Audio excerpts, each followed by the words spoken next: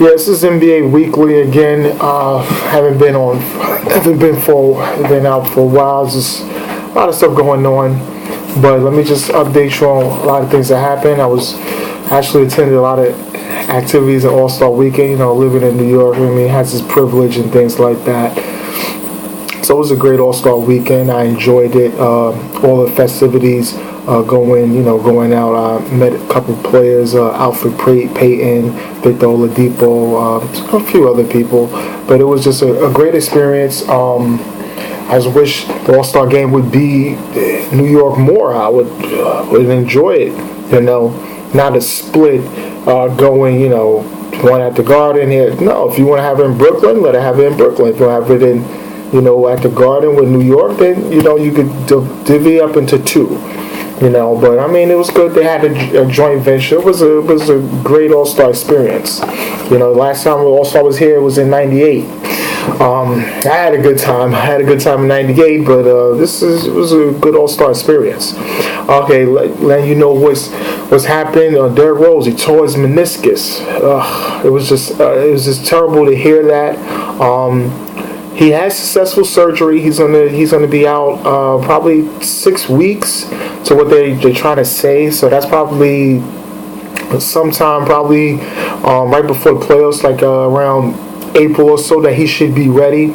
But my take on that is, okay, who's saying this? Okay, you saying it's the doctors, it's the people that the people that are saying this. But Derrick Rose himself, he has to be with it mentally to be able to come back. Well, he's not, so that's the thing. He has to be mentally able to come back. If he's not mentally able to come back after having, these happen twice to him, that he missed, literally almost 2.5 seasons of his career, it's not something, you could do it physically, but you have to have it mentally, so who's saying that? Right now, we didn't hear nothing from Derrick Rose's camp on what's going on, but hopefully we hear something soon on him. But I just know Derrick Rose. He's always a tireless worker. He's always trying to get better. He's a gym rat when it comes. He loves to play basketball. I know he has a child, family now. I think his priorities are a little different. People are a little swayed by a lot of things he's saying, but he's just being honest. And a lot of people don't like his honesty, but that's how he is.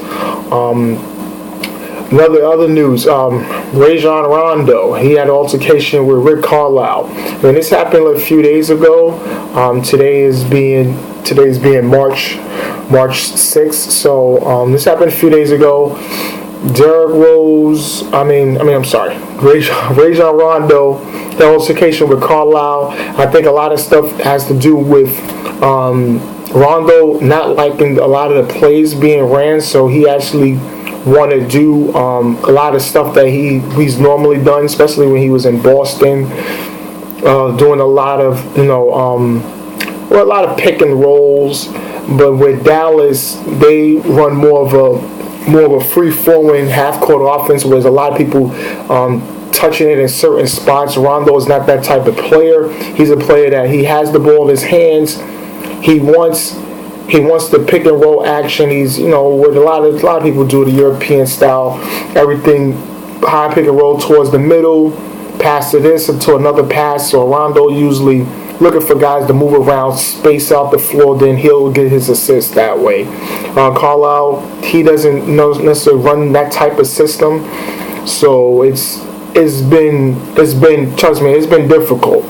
And I don't think Rajon Rondo is going to be staying in Dallas, but Dallas did take a shot, and that's what they did. They also have Amari Stoudemire. They picked him up. Knicks got the buyout. A lot of Knicks fans was very happy about that. Knicks is just in a different situation, so you have to buy him out. They did good. They did, Knicks, did well for them. They're in the rebuilding situation. On one hand, does not attend Knicks games anymore because the product on the floor is just utter disaster. I understand Phil Jackson You guys are doing what you need to do. I mean, Carmelo, he shut down for the rest of the season.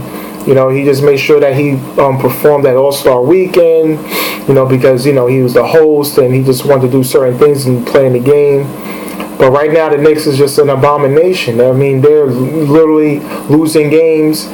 They have a lot of players that, you know, a lot of them wouldn't be on a lot of NBA roster. I could say almost 75% of the team wouldn't be on an active NBA 15-man roster. These guys are, a lot of them from the Westchester D-League and just other places, just off the waiver wire, and picking up guys literally off the streets and playing. These guys are playing hard. I'm not going to discredit them. I would never discredit any NBA player. I'm not that type of person because I know how hard it is to even make it to the league, and with all the, you know, the way you have to be a structured player and things like that is a lot to make it to the league. So when guys be saying, "Oh, this guy's a bum," you can never say somebody's a bum. He's playing in the NBA. He's playing in the league. Let him play in the rec center or a tournament, a basketball tournament like that. This guy get 50 or 60 points, and then you saying, "Oh, he's a bum. He just killed you and your team." Like, come on, let's be serious. But like I said, when I say they're abominations, it's abomination just from league standards. I just want them to sell the product next season, to, you know, be able to sell it to the fans, because a lot of these guys are season ticket holders, and a lot of my friends, I see people are very much season ticket holders, so it's very tough to watch them on television and then it's not winning. It's just terrible. You know, it's a real bad thing. Also, Reggie Jackson, he was traded. You know, he was traded to Detroit. There's a lot of speculation going on there on the situation that happened in Oklahoma City. You had Westbrook and Durant talking about, "Oh, if you don't want to be here, you don't have to be here." I think Westbrook said something about cancer-free, so we just already know. Mostly everybody wanted to be in Oklahoma City, but you just had that one bad apple, so that must be Reggie Jackson. You know, so he's looking for a big deal. He's playing in Detroit. You know, it's more of an audition because Brandon Jennings is out for the rest of the season. So we got to see what's going on with that. If he can get Detroit to the playoffs, which is in striking distance right now, they right there, and he performs well, maybe he can get something to what he want to be offered. Because right now he's talking about an excess of $14 million a year. Now that's high. For me, that's high, because him trying to get $14 million a year, that's a team that's very desperate for a point guard, which right now this is a point guard driven league. Everyone is going to have at least a good enough point guard where somebody can be able to run your team. Everybody's not going to have a great point guard. He's not a great guard. He's just a good enough guard. Where he may get an offer, but he may not get an offer. Meaning somebody could probably they can draft somebody.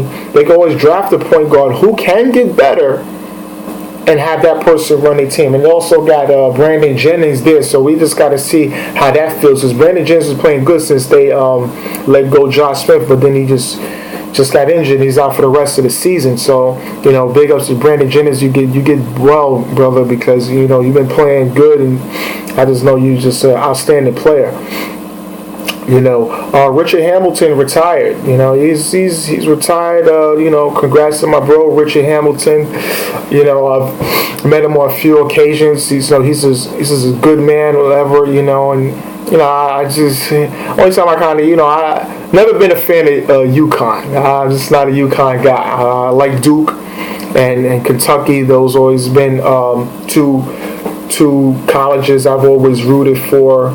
You know, for a long time, since I was very young. So, you know, but, you know, when I just never been a UConn guy. But Richard Hamilton's been good. He even beat my Lakers in 2004, which was just, oh, God, I mean, it was brutal. That was just, man, I was just so upset that series. I just couldn't believe it, you know. But, yeah, he retires. He's great. People ask him, Hall of Fame. I said, no, I don't think he'll get in. I mean, he does got the title. He's been to All-Star game, I think, 3 times. He's a good player. He's a good player. You know, him and Billups, I can say, was probably the best backcourt of the 2000s. If anyone ever want to disagree with that, you listen. We can always argue and disagree. But I think him and Billups, from 2002 when they got together till 2008 when after the Iverson trade, whatever, those years they was the best backcourt. So we say for 2000 and 2010. You tell me a better backcourt than Richard Hamilton, and we'll have a great argument with that. On that note, Kendrick Perkins, he's with Cleveland with LeBron and company. He was also in that Reggie Jackson deal. You know, he got bought out. You know, there's a lot of deals going on. Tayshaun Prince, he was traded, then he came back to Detroit. Brandon Knight, which was a huge one for me, was traded. Now he's on Phoenix. You know, he's on the Phoenix Suns after, you know, Milwaukee, they got Michael Carter-Williams. You know, Sixers is just tanking and everything, and they had signed JaVale McGee, and now they want to get rid of JaVale McGee. They just bought him out, so he's going to clear up waivers, so we don't know. He should be clearing up waivers soon. We try to see what team is interested. I think I heard the Celtics, Mavs, and, you know, other teams is looking into JaVale McGee. He's that type of person that they would love to have on his roster. Just an athletic big, he just get it thing, you know. I always say, listen, that's a Shaq and the Fool champion, because he always do a lot of crazy and bonehead things in the game, but the guy does have talent. I'm not gonna ain't gonna discredit for him that he does have talent. So what else has been going on? Nothing else been really going on. You know, they always say the MVP race. Who should get it? Westbrook, Harden, Curry, LeBron. Who should get the MVP? Me? I'll probably go with Steph Curry. I'll go with Stephen Curry. So he's the best player in the best team. It's just been a good season for him. You know, I could say James Harden, you most likely will get it because of the absence of Dwight Howard, and the team has been doing well.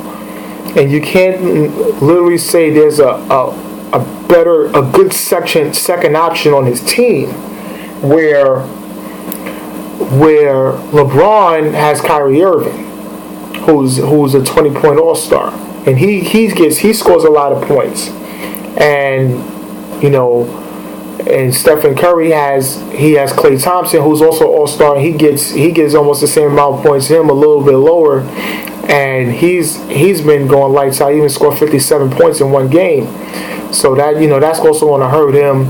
And then you got Westbrook. I mean, you know, this team is, you know, battling to be 8th place, but I don't think they're going to get to. I don't think that they'll give it to Westbrook. You know, that's almost like the Kobe Bryant 2007 bid when he was 2006 run going for the All-Star when his team was just fighting to get to the playoffs. I mean, he was just putting up monster numbers. Westbrook is doing the same thing. I mean, he does have Kevin Durant, but him and Kevin Durant has not played a lot of games together. Kevin Durant is still hurt with that injury to his toe. So I don't think they'll give it to Westbrook for that. He'll just have some good numbers towards the end, but they always want to look at the body of work for an entire season.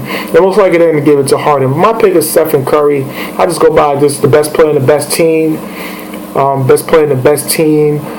And, you know, it's just more of a team award for me. But most likely they'll give, because, you know, it's going to be a shame because Steve Kerr doing a good job, and he won't even get Coach of the Year because Budenholzer is going to get it from the Hawks. Now, the Hawks has been playing great. And it's good to see that they have their fans back there at the games, because I've been to one or two Atlanta Hawks games. This game, seats is empty, but now it's crazy. And it's good that they got interest too for some ownerships and things like that. So I just keep you updated on that. I'm just gonna try to put as many videos as I can. Just try to get as many videos as I can. Try to do this weekly. It was just really tough with the All-Star thing and a lot of things I've been doing. But if you got any comments, complaints, anything, add, comment below. And I'm out. NBA Weekly.